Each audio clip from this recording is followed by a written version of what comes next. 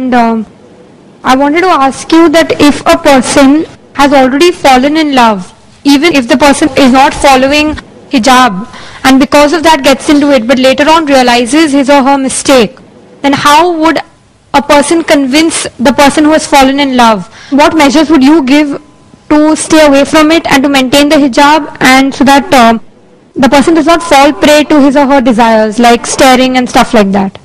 Just to ask the question that if a person, being a teenager, that's what was the earlier question, has fallen in love, and because of some habits, maybe staring and intermingling, which now he has realized, so what advice can we give him so that he comes out of it?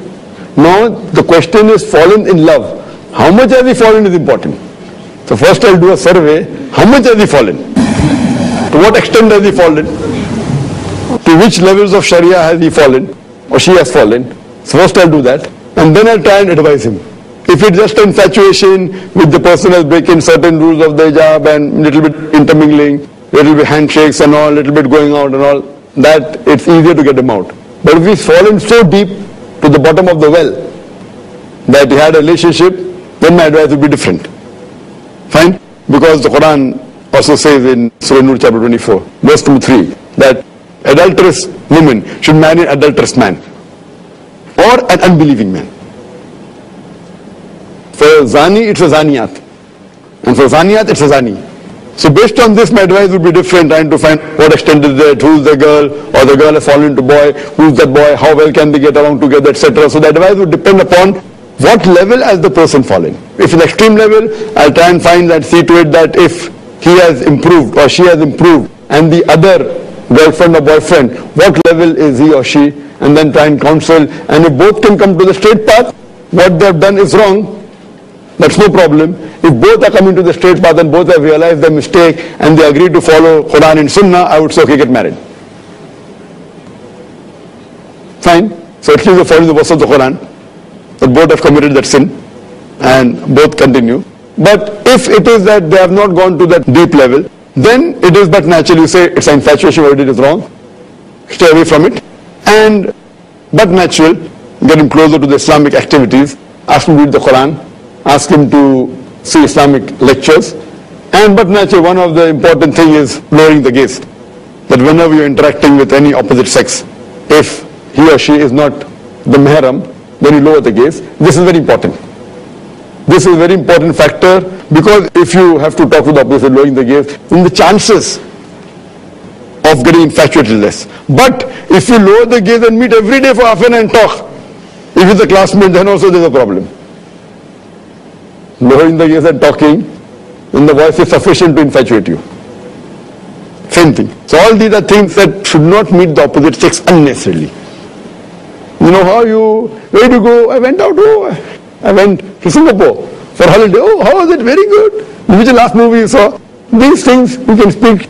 The girl can speak with the girlfriend, the boy can speak with the boyfriend, but opposite sex is not required at all. So these things which are not required, not a must to speak, should be avoided by speaking with the opposite sex.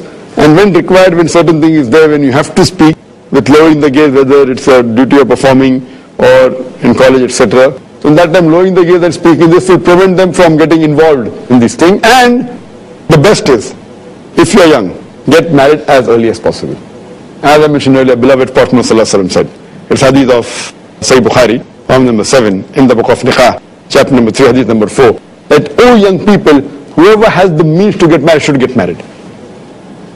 For that will protect the modesty. So best is marrying early. If you marry early, it is good. There are less chances of deviating. And it's easier to be on the Quran and Sunnah. And there are many benefits. So marrying early is preferable. But again, that's the reason you try and find a life partner. And don't wait too long. I'm trying to find a good life partner now. I'm only 20, now 21, 22, then you're 30, then all your options that you have done down. So don't wait till 35, 40 and then you sit down to compromise.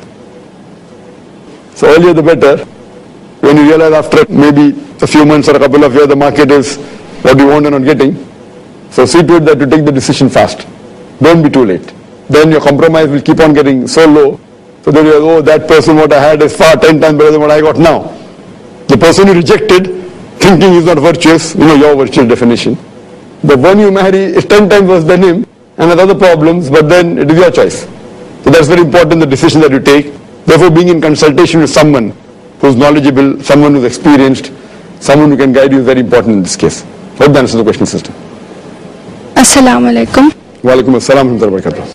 My question is, can a wife insist on separate living quarters for herself and her children, away from in-law, knowing that the parents are old and husband can't afford maintenance of 2 homes? Does he have to fulfill her demand? Sister has a question that, is it permissible for a woman to ask her husband for separate lodging and boarding, a separate family, rather than staying with the parent-in-laws, knowing very well that he cannot afford it? It's totally wrong. It's putting the husband in difficulty and putting yourself in difficulty. So if you know that the husband can't afford and you put, fine, before marriage, no problem. Before you marry, you say, I'll marry you if you have a new home, I cannot stay, that's permissible. He won't marry you, you don't marry him, you can stay separately, no problem. Once you're married, then you put the condition that I want to stay separately, and he may be earning less. He has his duties to look after the family as well look after the parents. Because his Jannah is beneath the feet of his mother. So you want to take your husband out of his Jannah is wrong, sister. And especially knowing very well that he cannot afford it, so do you want him to throw parents out of the house? That means you're not a virtuous wife. The virtuous wife would never say that. So taking care of the parents indirectly also becomes the duty of the wife. Though they may not be your direct mother and father, but they are father-in-law and mother-in-law. Because you have to look after your husband, and one of the duties of your husband is to look after his parents, so it becomes indirect your duty. Indirect, it becomes a duty. Indirect. Since you are the muhsana, you have to try and see to it that you don't create problems. But if he says you have to separate, no problem, why do you require separate? If he says that there's so much difficulty, all staying together, so you have to solace him and say that this difficulty, no problem, at least this will take us to Jannah. If we stay separately, then I won't be able to serve your mother, you won't be able to serve your mother. So better we face some difficulties in this world so that we have a Jannah in the hereafter. That's a muhsana. So I feel, yes, fine, if they're very well off and if they stay separately and you can look after the parents also, and saying that fine, because my parents are elderly, they prefer staying separately and they don't mind, and you have a separate, then it's fine. If that's the wish of the parents, or if it's easily done and yet he takes care of both, he can keep someone to take care, etc., that's permissible. But if it's difficult and if it's poor, will you get difficulties for you and your parents all, then I feel it should not be done. Hope that answers the question.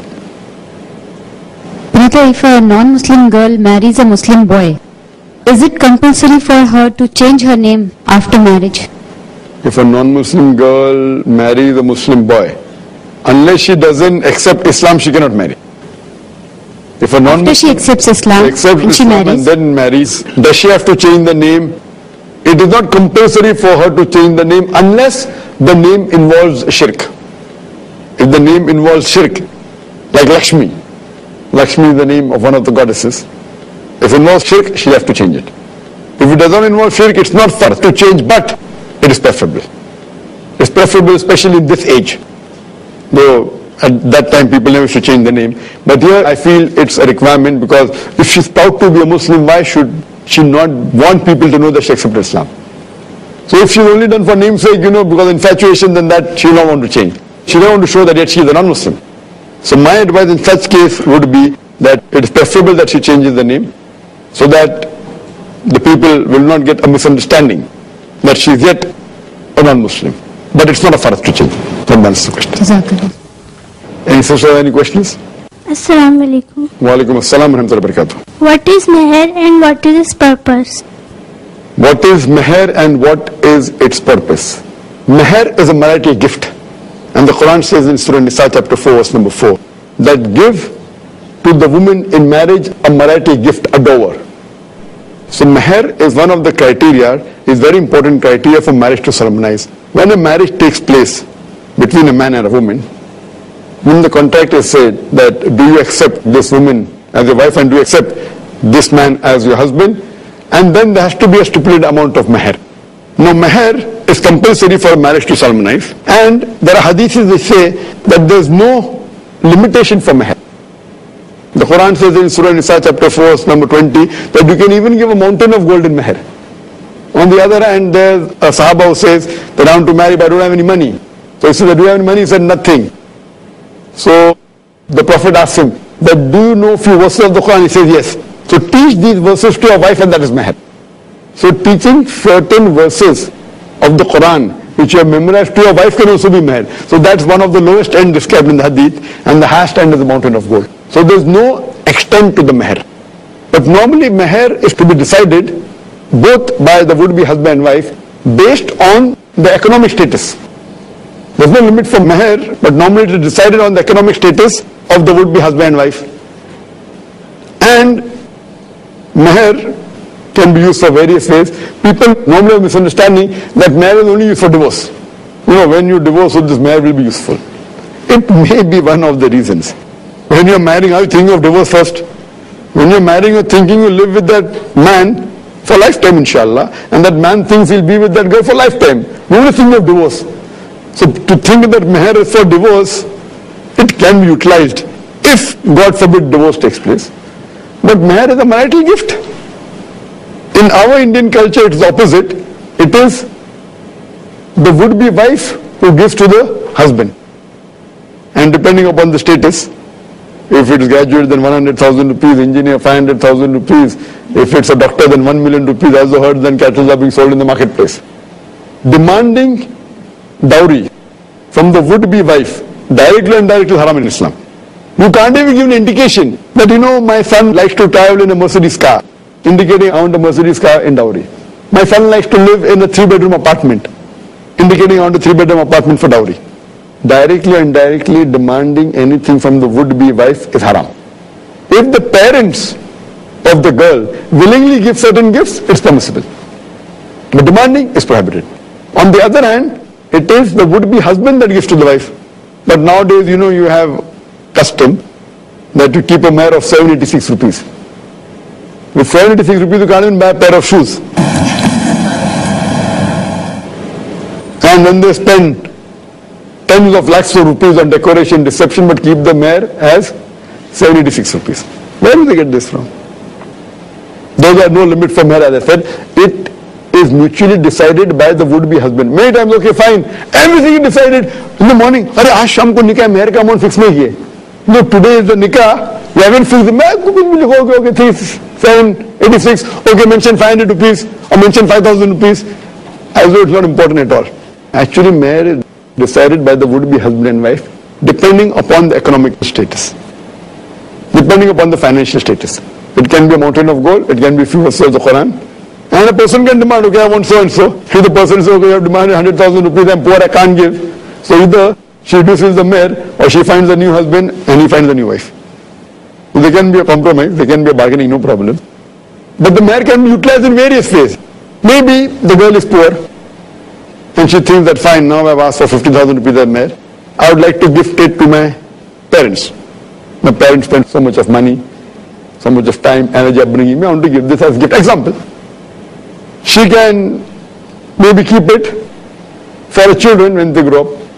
She can invest it in some business. Whatever return she gets, she can utilize it.